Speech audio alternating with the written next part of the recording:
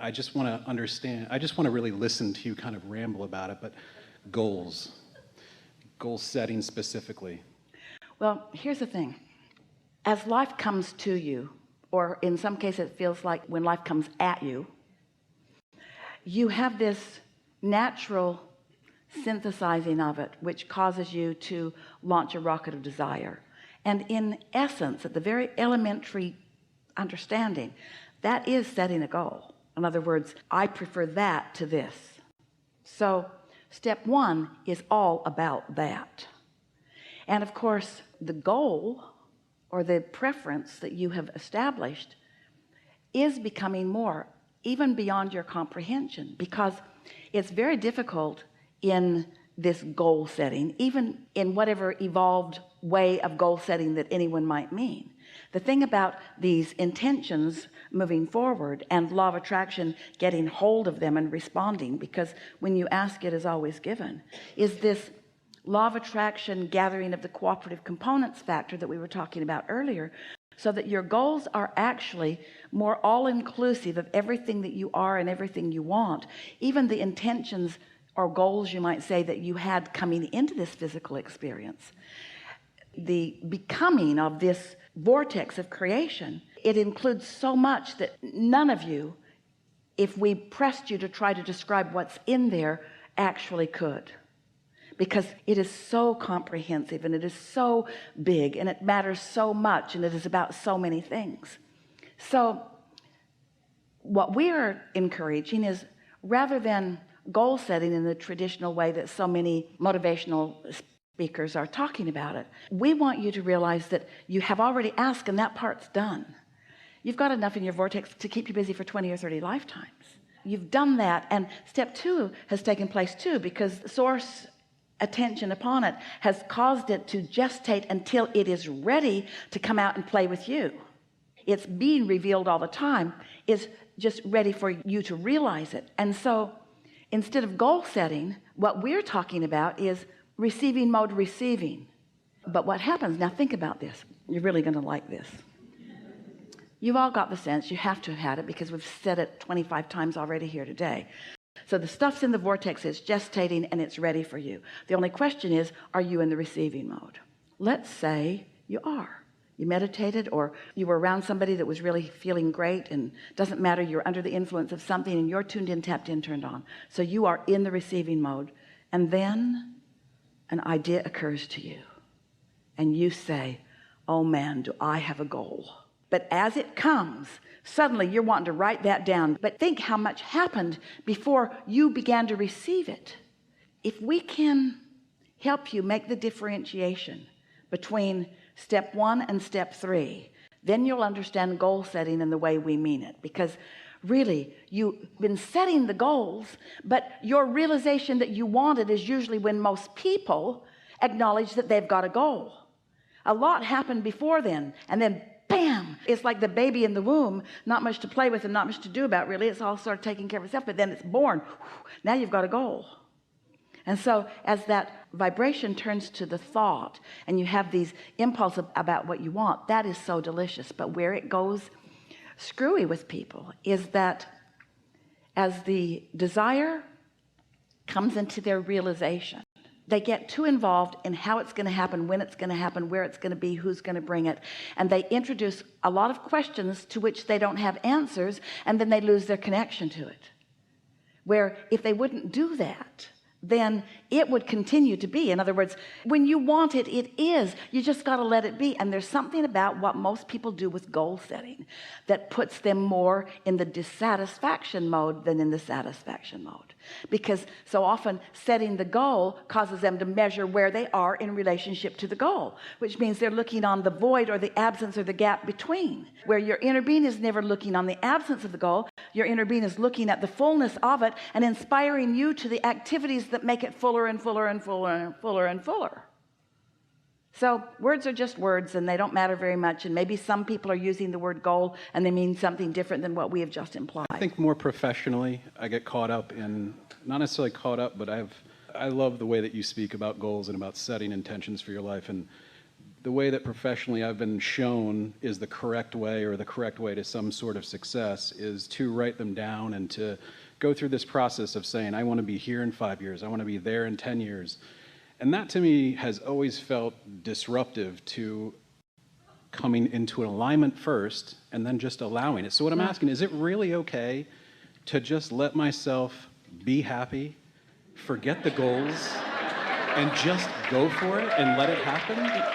Yes, yes, yes, yes. But this is why. We want to clarify something that you said. Is it really all right for me to just be happy and forget the goals? And we're going to take a little issue with that, because your inner being didn't forget them. And when you think about them, you're usually contradicting them. Did you hear that differentiation? We're not teaching you to give up on your desires. You can't. We're teaching you to let your desires manifest. And there's something about keeping score, keeping track of where you are, that doesn't let them manifest, because it keeps activating where you are, which is the opposite of what's in the process of becoming. Oh, you have helped us. You have hit right upon the thing that trips humans up. The reality of what is prevents you from moving into more satisfying reality. What is way too compelling to you. You measure it, you compare it, you talk about it, you pigeonhole it, you insure it, you do all those things with what is, and it prevents you from the journey into the more and the more and the more. When you think about what you want and why you want it, you're usually in a much more allowing place than when you think about how you're going to get it and when it's going to come and who's going to bring it and that sort of thing. Now, there's something else that you said. We're really happy to have this conversation. This matters.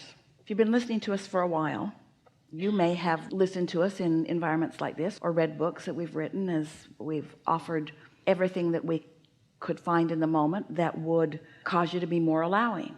That's always our intention, to get you to be more allowing of what you're asking for. Every process that we've ever written, and there are lots of them, are about you getting into a place where you're allowing what you're asking for more. Today, we're not talking so much about those processes where I want this and I don't want this, so I'll just make myself think about this. Well, usually when you mean to think about this, you're thinking about this, because whatever's the most active within you is what you're going to think about. So we've written lots of processes to help you move that. But there is a much easier way, which is quiet your mind so that's not active, and then the only mind that is active is your inner being that already knows what you want and where you are in relationship to it and how to move toward it, step by step by step. Did you follow that? Your inner being knows. And so if your discontent thought isn't active, and it won't be when you're meditating, then you'll practice the vibration of what it is you want. And the more you practice the vibration of what you want, and the less you practice the vibration of its absence, then the more you allow more of what you want. It's just a natural product of the way the laws of the universe work. However, once you are in alignment with who you are, thinking about it in greater detail is so satisfying.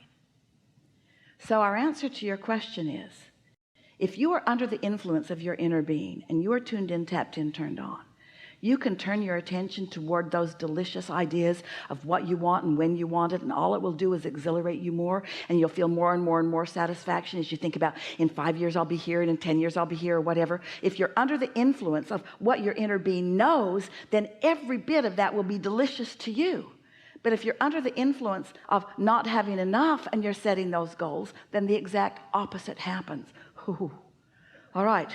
So I've said something really, really big here, and that is, know what you're under the influence of. We have offered to Jerry and Esther, and they have found artists, and their publisher found magnificent artists, and we've created 6 card decks. We call them well-being cards. The publisher calls them affirmation cards. And we've been saying for a long time, when you affirm from inside the vortex, it's such a good idea. When you affirm from outside the vortex, it just digs you into your hole deeper. For example, if you'd meditated or been making love or been in love or been swimming or been at the beach or whatever, so that you're under the influence of source energy, you're tuned in, tapped in, turned on, and you were to sit with any one of those decks, there's 6 different ones, and you were to just leaf through them and just sort of absorb with your eyes the beauty of the art, because the art is vibrationally accurate in every case. We made sure, and read the words, from your state of alignment, the momentum of your alignment would increase, and you would feel satisfaction becoming more and more and more and more and more and more of what you are wanting regarding the subjects. These card decks are on different subjects of desire. Regarding the subject would come into your experience. But if you are feeling lackful about something and you decide you're going to use these cards, these vibrationally accurate, carefully created by source energy cards that are meant to take you from where you are to the heights of your satisfaction, if you sit with them in a needy place and look through them, they will annoy you. And you know that from your own goal-setting experience. Sometimes it's just annoying to even contemplate it. Well, that's because you're not under the influence of what you want. You're under the influence of where you stand in relationship to, and it's like pushing a noodle. You cannot get there from there. It's attraction, attraction, attraction, attraction. So doesn't that follow, if this is all about the law of attraction, that as I reach for satisfaction, then I attract more satisfaction. And as I attract more satisfaction, then I attract more satisfaction until I'm in the receiving mode where I have impulses about all things. Goal setting, you can't help it. Life makes you ask. It just does. And we're not ever asking you to give up on anything that you've asked. We're not asking you to let go of your goals. We're asking you to let go of your resistance to your goals. And in some cases, that means you can't think about that subject because you've practiced that subject so solidly that when that subject comes up, that's right where you go. But when you start asking yourself, little by little, is this a satisfying thought? Is this a satisfying thought? When you think about something that you've been goal setting about, and you think about how it will feel to be there, and the whole thought feels satisfying, you just relax into it and it feels so good. Makes you smile, even puts ripples on your skin a little bit, that feeling of enthusiasm. You know that what's happened is you've just joined your inner being's perspective about how you're doing, and the more of that you do, not only the better you feel, but the greater the momentum will be and the faster the unfolding will be toward those things. And after a while you'll reach a place where you won't be gauging the distance between where you are and where you're wanting to be, because you'll have this clear understanding that there's always going to be something more for you, that no matter where you're standing, there is more, and it is moving toward the more vibrationally that is the exhilaration of life.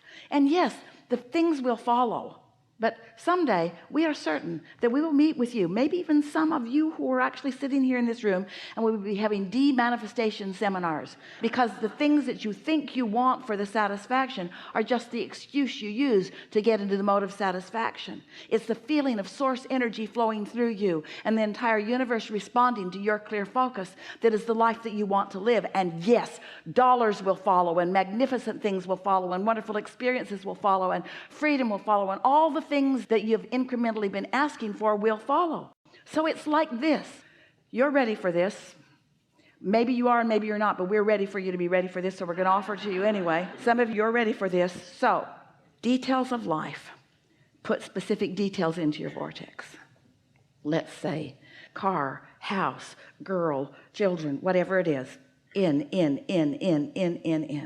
So then cooperative components are gathered and it becomes more, and perhaps even not recognizable. Doesn't matter to you though, because you're not specifically trying to make this happen and this happen and this happen. Life's caused it to happen. Abraham, is it really true that I can simply just feel good and that is enough? Yeah, so that's what you're doing. You're feeling good, you're feeling satisfaction, your vortex has been building and building, and ideas are flowing to you. Now, every one of those details that you put in, that you can't maybe feel because you can't comprehend the way they've morphed and what they've become, but they're all in there.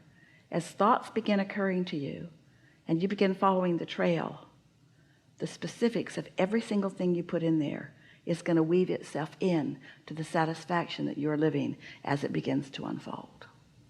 But if you are so determined that that is going to instantly become that, then you're going to miss all of this and all of this and all of this and all of this, and those little pieces are not as satisfying as they could be. In fact, if you could get there at all. That was pretty heavy duty. We're going to give you another statement that will help you understand what we just said. If this time-space reality has the wherewithal to inspire a desire.